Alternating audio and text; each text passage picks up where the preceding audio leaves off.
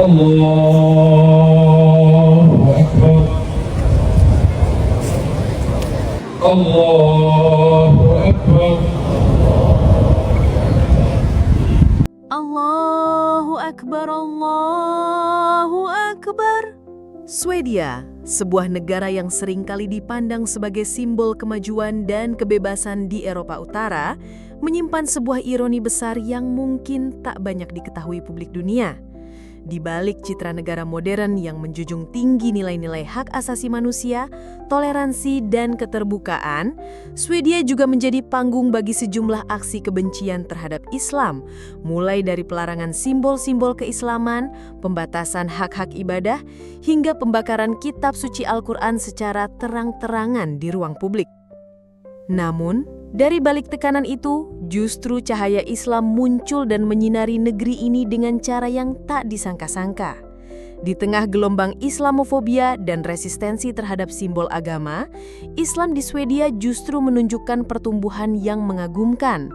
Tak hanya menjadi agama terbesar kedua setelah Kristen, Islam bahkan diprediksi akan menjadi agama utama di Swedia dalam kurun waktu 30 tahun ke depan. Pertanyaannya, bagaimana mungkin ajaran Islam bisa berkembang dengan begitu kuat di negara yang tampaknya menolaknya secara terbuka?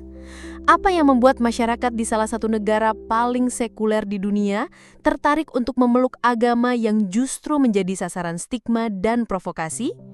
Kisah ini bukan hanya menyentuh aspek demografis, tapi juga spiritualitas, perlawanan terhadap ketidakadilan, dan pencarian makna yang lebih dalam hidup.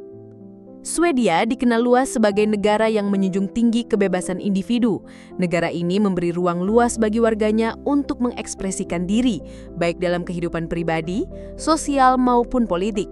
Namun kebebasan itu menjadi kontroversial ketika digunakan untuk membenarkan aksi-aksi yang melukai keyakinan agama, terutama terhadap umat Islam. Contoh paling mencolok adalah kasus pembakaran Al-Quran yang dilakukan oleh Salwan Momika, seorang imigran asal Irak yang tinggal di Swedia.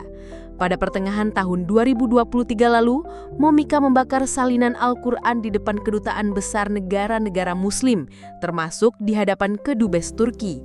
Aksi ini menuai kecaman keras dari dunia Islam termasuk pemerintah Indonesia yang langsung mengirimkan nota protes kepada otoritas Swedia. Namun, apa tanggapan pemerintah Swedia? Pada awalnya mereka tidak melarang aksi tersebut, bahkan kepolisian memberikan izin karena dianggap bagian dari kebebasan berekspresi. Pandangan ini tentu menimbulkan perdebatan. Bagaimana mungkin tindakan yang jelas-jelas menistakan agama dan melukai umat Islam bisa dibenarkan atas nama demokrasi? Belakangan, di tengah meningkatnya tekanan diplomatik dan kekhawatiran akan radikalisasi serta ancaman keamanan, pemerintah Swedia mulai mengkaji ulang posisinya. Mereka menyatakan bahwa tindakan tersebut adalah bentuk Islamofobia dan tidak mencerminkan sikap resmi negara. Bahkan, mereka mengutuk keras aksi pembakaran tersebut sembari menyatakan komitmen untuk menjaga hubungan baik dengan dunia Islam. Sayangnya, kontradiksi tetap terlihat jelas. Di satu sisi, pemerintah mengecam aksi itu, namun di sisi lain tetap mempertahankan perlindungan hukum terhadap demonstrasi serupa. Artinya, secara hukum, aksi kebencian terhadap Islam masih mungkin terjadi jika dianggap sebagai bagian dari kebebasan individu. Tak hanya pembakaran kitab suci, umat Islam di Swedia juga dihadapkan pada tantangan lain yang tak kalah serius. Misalnya, meskipun azan diperbolehkan di beberapa masjid, namun izinnya sangat terbatas dan harus melalui prosedur administratif yang ketat. Banyak warga Swedia menolak azan dikumandangkan di ruang publik karena dianggap mengganggu ketertiban umum. Survei yang dilakukan oleh lembaga riset lokal menunjukkan bahwa sekitar 60% warga Swedia tidak setuju dengan suara azan terdengar di luar masjid. Ini tentu menjadi tekanan psikologis dan sosial bagi komunitas Muslim yang ingin menjalankan ajaran agamanya secara utuh.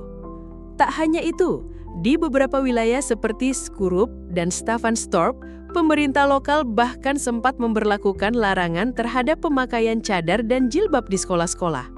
Kebijakan ini diterapkan dengan alasan menjaga keamanan dan integrasi sosial, tapi di mata banyak pihak justru mencerminkan diskriminasi terhadap simbol keagamaan tertentu. Ironisnya, Meskipun ekspresi keislaman dibatasi dengan dalih keamanan, demonstrasi anti-Islam justru tetap dilindungi hukum. Aksi-aksi yang membawa poster kebencian terhadap Muslim atau menyuarakan sentimen rasial kerap terjadi, dan pelakunya jarang mendapat sanksi serius. Ini menimbulkan pertanyaan, apakah kebebasan berekspresi di Swedia benar-benar berlaku adil untuk semua? Namun, di tengah segala keterbatasan dan tantangan itu, pertumbuhan Islam di Swedia justru luar biasa. Islam kini menjadi agama terbesar kedua setelah Kristen. Perkembangan ini didorong oleh dua faktor utama, imigrasi dari negara-negara mayoritas Muslim dan meningkatnya jumlah mualaf di kalangan warga lokal.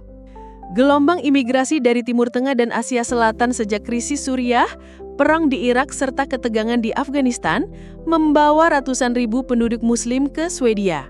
Mereka datang dengan harapan akan kehidupan yang lebih baik, tapi juga membawa serta budaya, nilai dan ajaran Islam yang mereka yakini.